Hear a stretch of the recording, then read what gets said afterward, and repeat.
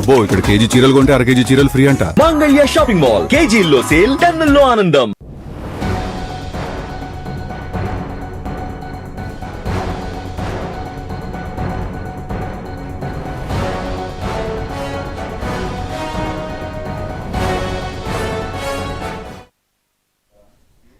ఇవాళ AP cabinet సమావేశం CM Chandrababu అధ్యక్షతన జరగనుంది. ఉదయం 11 గంటలకు ఏపీ కేబినెట్లో మంత్రి మండలి భేటీ కానున్నారు.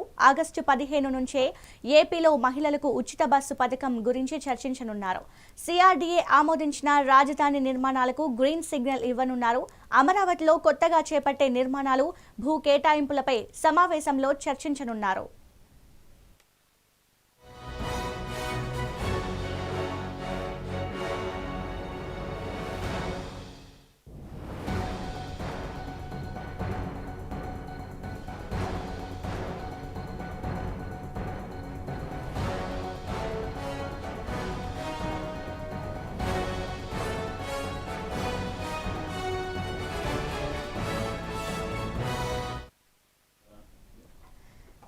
నేడు ఏపీ సమావేశం సీఎం చంద్రబాబు అధ్యక్షతన జరగనుంది. ఉదయం 11 గంటలకు ఏపీ కేబినెట్లో మంత్రిమండలి భేటీ కానున్నారు.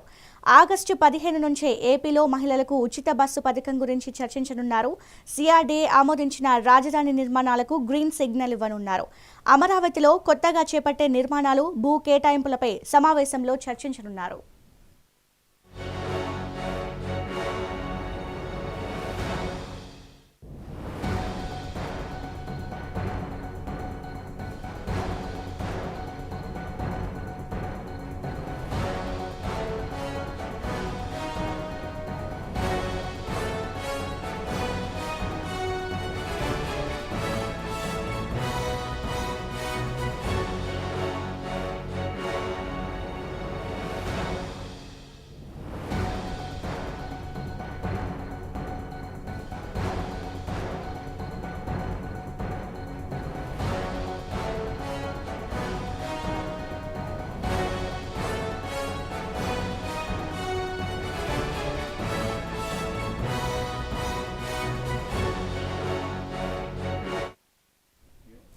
ఇవాళ ఏపీ కేబినెట్ సమావేశం సీఎం చంద్రబాబు అధ్యక్షతన జరగనుంది.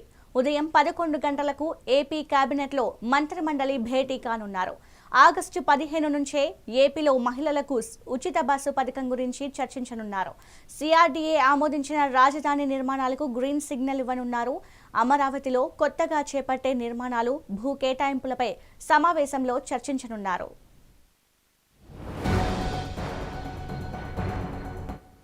పై మరింత సమాచారం మా ప్రిన్సిపల్ కరెస్పాండెంట్ కృష్ణ అందిస్తారు. కృష్ణ, చెప్పండి.